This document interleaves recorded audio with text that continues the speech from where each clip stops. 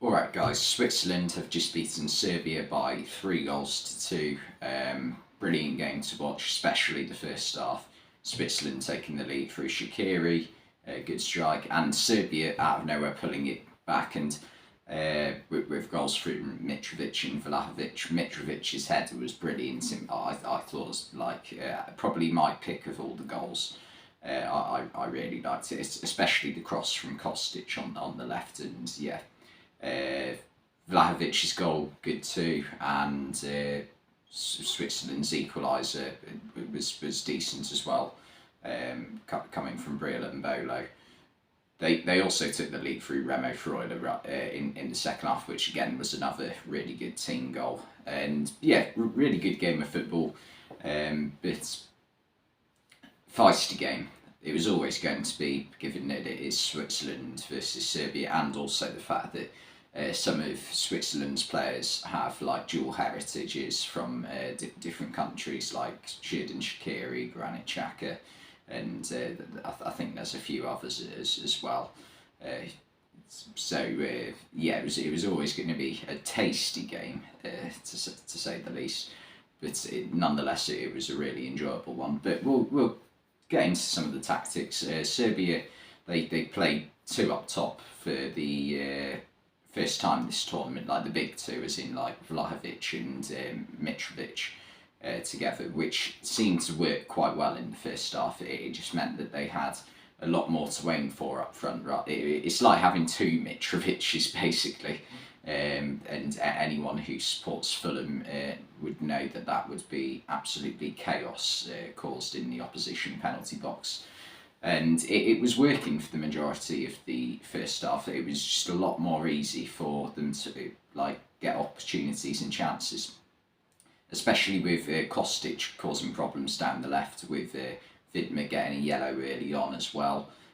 Kostic, you felt, always had the beating of Vidma, so yeah, that was causing Switzerland a lot of problems in the first half, which they were struggling to deal with, in all honesty.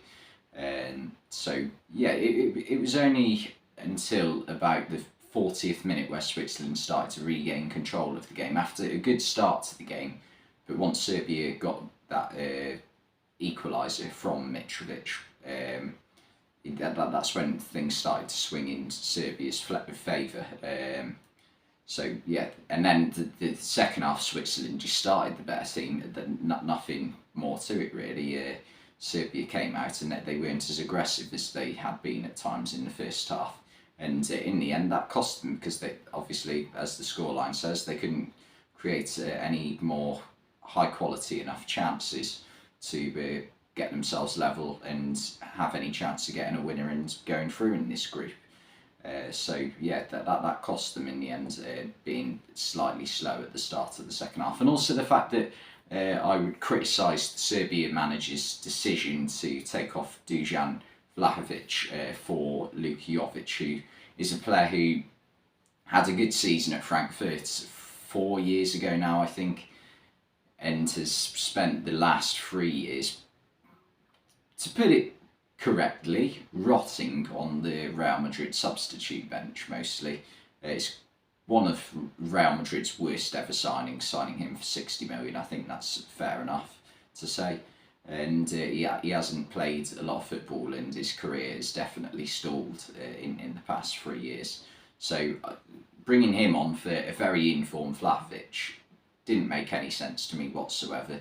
Especially with the playing style of Vlahovic. I mean, it's not like he's a player who needs a rest. He hasn't started in any of the previous 2 games for Serbia, so there's no need, in my opinion, to take him off, because you need to win this game, and your best chance of winning this game is going with what went well for you in the first half, when they managed to get on top, because it was pretty obvious that Serbia are quite weak defensively unless they like sit very deep. If they try to attack forward or try to attack at all, they're leaving gaps in behind, because the back three of Milenkovic and Pavlovic, I've forgotten the other,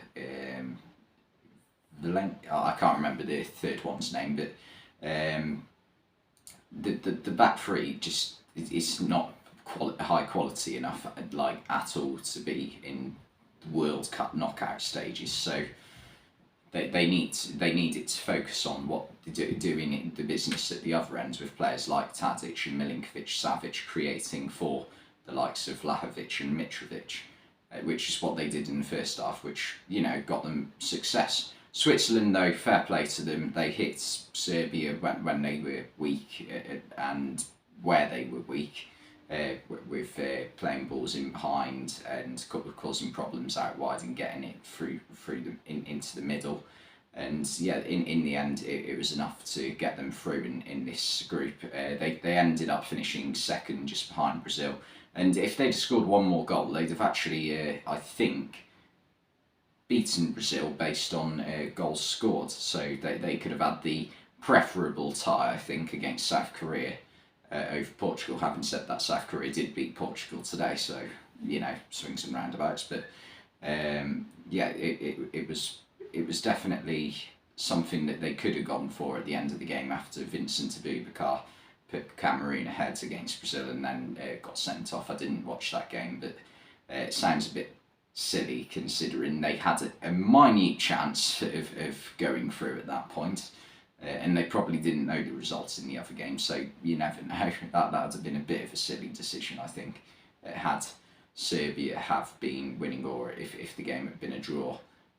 So yeah, couldn't really understand that from Aboubakar, to be honest. But yeah, this was a really enjoyable game to watch, though. Serbia, even though they're out of the tournament, they've provided some good entertainment with the 3-3 draw against Cameroon, the game tonight.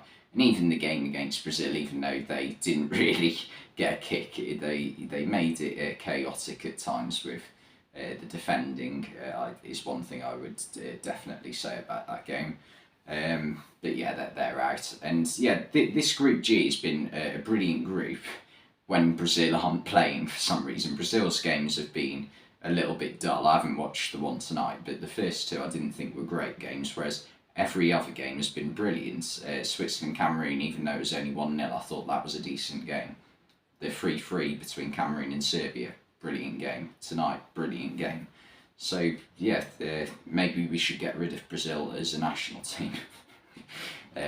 Only kidding, obviously. They are the greatest footballing nation of all time by the fact that they have won the most World Cups of all time. So definitely don't get rid of Brazil. But yeah, tonight's game, really enjoyable.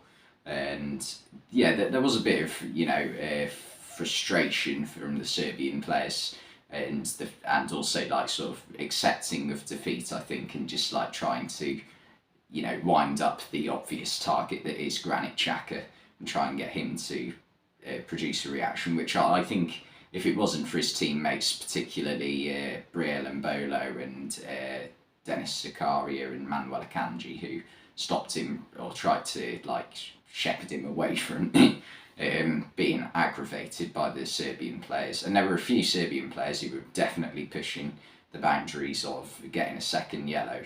I think Mitrovic in particular wasn't too far away. So yeah, they got lucky. Not that it really meant anything, considering they had to score twice to go through.